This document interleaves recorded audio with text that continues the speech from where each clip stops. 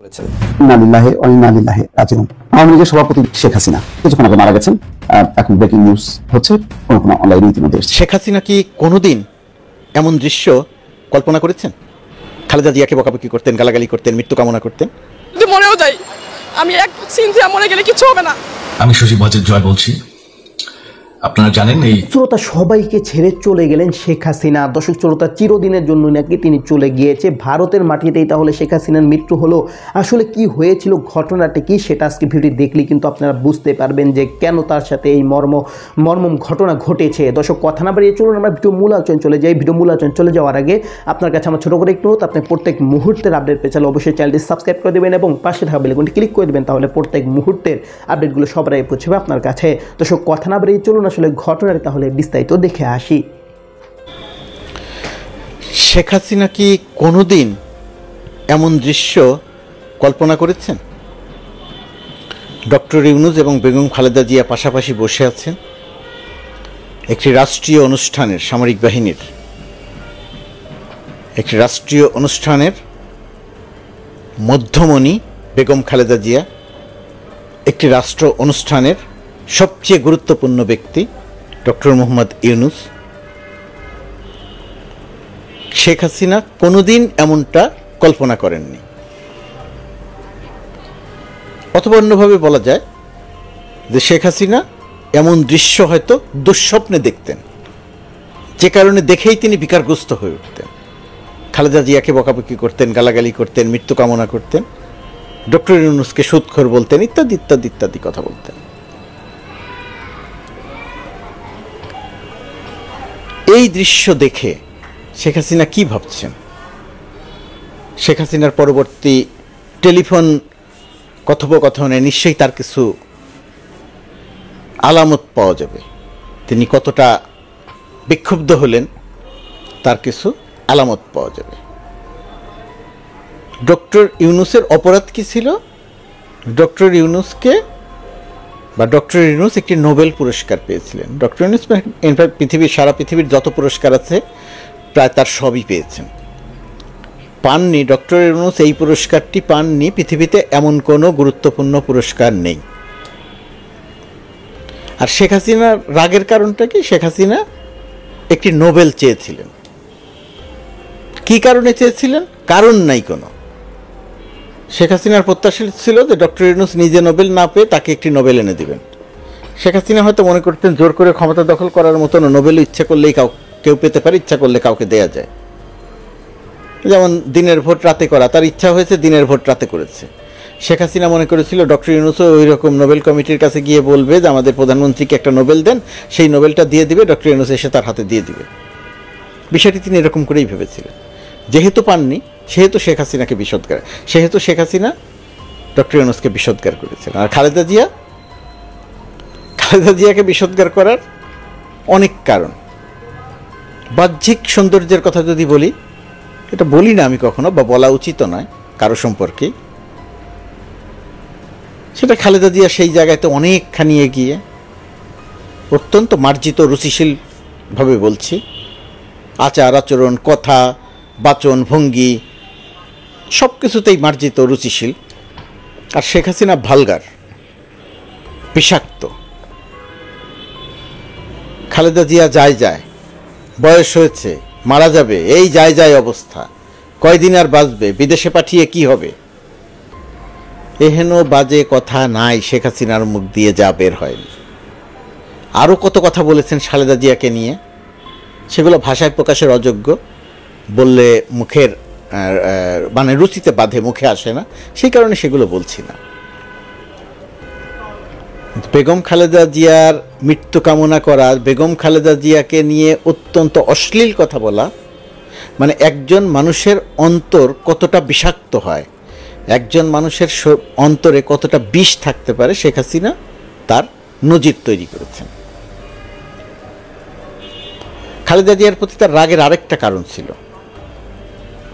ধরুন, নির্বাচন যদি একটি জনপ্রিয়তার যাচাইয়ের মাপকাঠি হয়, সেই নির্বাচনের জায়গাতে খালেদা জিয়া শেখ হাসিনার চেয়ে বহু বহু গুণ এগিয়ে ছিল, শুধু শেখ হাসিনা নয়, বাংলাদেশের সব নেতার চেয়ে এগিয়ে ছিল। খালেদা জিয়ার তার প্রমাণ কি? তার প্রমাণ, খালেদা জিয়া ঢাকা থেকে নির্বাচন করেছেন, মানুষ তাকে বিপুলভাবে বিজয়ী করেছে। খালেদা জিয়া ফেনী থেকে নির্বাচন করেছেন, মানুষ তাকে বিপুলভাবে বিজয়ী করেছে। খালেদা জিয়া বগুড়া থেকে নির্বাচন করেছেন, মানুষ তাকে বিপুলভাবে বিজয়ী করেছে।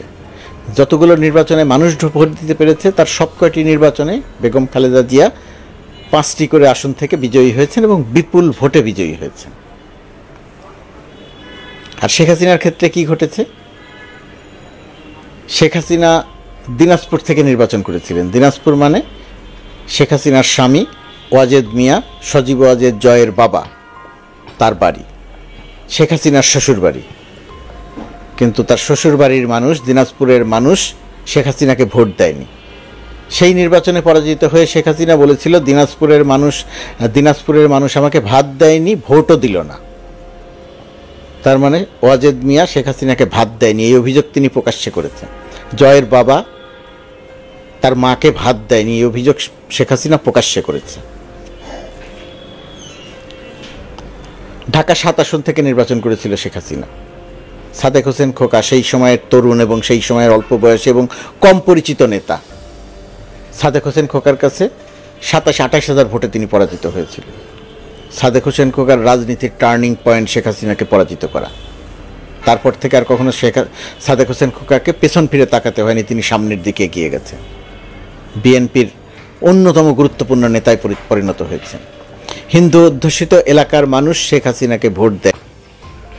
তো দর্শক, আপনার ভিডিওটি দেখলেন। ভিডিও দেখে যদি আপনার কোনো মন্তব্য থাকে তাহলে অবশ্যই কমেন্ট বক্সে আপনার মূল্যবান মন্তব্য জানিয়ে দেবেন। দর্শক, এখন আমরা পরবর্তী একটি ভিডিও দেখব, যেটার দ্বারা আমরা আরও কিছু তথ্য আমরা জানতে পারবো। দর্শক, চলুন আমরা সেই ভিডিওটি বিস্তারিত দেখে আসি। যদি মরেও যাই, আমি এক সিনজিয়া মরে গেলে কিচ্ছু হবে না, তবুও আমাদের রকলবিশ ভাইদের চাকরি হোক। যতক্ষণ না আমাদের দাবি পূরণ না হয় ততক্ষণ আমরা বাসাতে ফিরবো না। কাজ করলে টাকা পাই কিছু, আর কাজ না করলে তো কোনো টাকা নাই। এত গুরুত্বপূর্ণ কাজ করা সত্ত্বেও আমরা এটা একটা দ্বিতীয় রাজস্ব আয়ের প্রতিষ্ঠান, কিন্তু আমরা কোনো সুযোগ সুবিধা পাই না, আমরা বৈষম্যের শিকার।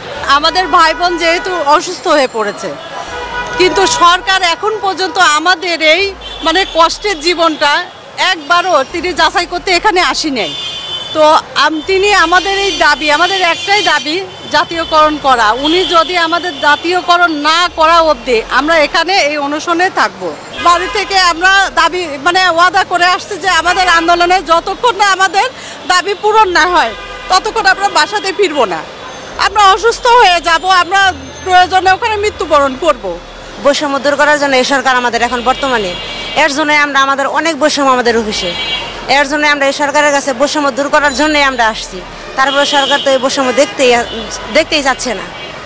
এখন সরকার কেন এই বৈষম্য দূর করতে চাচ্ছে না আমরা কি বুঝতেই পারতেছি না, যে কেন এখন সরকার আমাদের দিকে তাকাচ্ছে না। এখন আসছি যেহেতু একটা দাবি নিয়ে অনেক কষ্ট করে, কিন্তু দাবি ছেড়ে তো উঠে যেতে পারছি না। এখন নিজের কাছে নিজেকে অনেক ছোট মনে হচ্ছে, ঘৃণা নিজেকে নিজের কাছে ঘৃণা করতেছে যে কীভাবে চলে যাবো, কীভাবে মুখ দেখাবো জাতির কাছে। যে সেরে আমরা এত অবহেলিত জাতি কেন হবো নকল নবিশের? আমরা সরকারের কাজ করি না?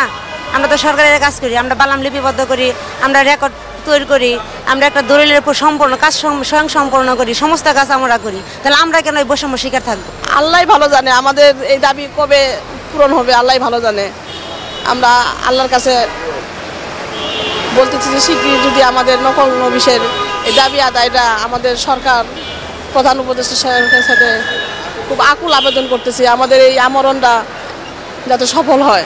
সকালেও আজকে আমার মার কাছে পরে কথা বললাম যে মা, আমি সাদা কাপড় পরে শুয়ে আছি, তুমি আমাদের দাবি রাখবা না। বলে দিছি তুমি আমাদের দাবি রাখবা না, যদি মরেও যাই, আমি এক সিনজিয়া মরে গেলে কিচ্ছু হবে না, তবুও আমাদের রকলবিশ ভাইদের চাকরি হোক। বলে দিয়েছি আমার মাকে। মা বলছে যে ইনশাআল্লাহ তোদের চাকরি হবে। আমরা 44 দিন ধরে আন্দোলনে আছি, তার মধ্যে 35 দিন আমরা অবস্থান ধর্মঘট। তো দর্শক, আপনারা সম্পূর্ণ ভিডিও দেখলেন। সম্পূর্ণ ভিডিও দেখে যদি আপনার কোনো মন্তব্য থাকে তাহলে অবশ্যই কমেন্ট বক্সে আপনার মূল্যবান মন্তব্য জানিয়ে দেবেন। দর্শক, কথা বলতে বলতে আমরা ভিডিও শেষ পেয়ে চলে এসেছি। ভিডিও শেষ করার আগে আপনার কাছে আবার অনুরোধ করছি, আপনার প্রত্যেক মুহূর্তের আপডেট পেতে অবশ্যই চ্যানেলটি সাবস্ক্রাইব করে দিবেন এবং পাশে থাকা বেল আইকনটি ক্লিক করে দিবেন, তাহলে প্রত্যেক মুহূর্তের আপডেটগুলো সবার আগে পৌঁছাবে আপনার কাছে। তো সব নিঃশেষ সবাই ভালো থাকবেন, সুস্থ থাকবেন। আল্লাহ হাফেজ।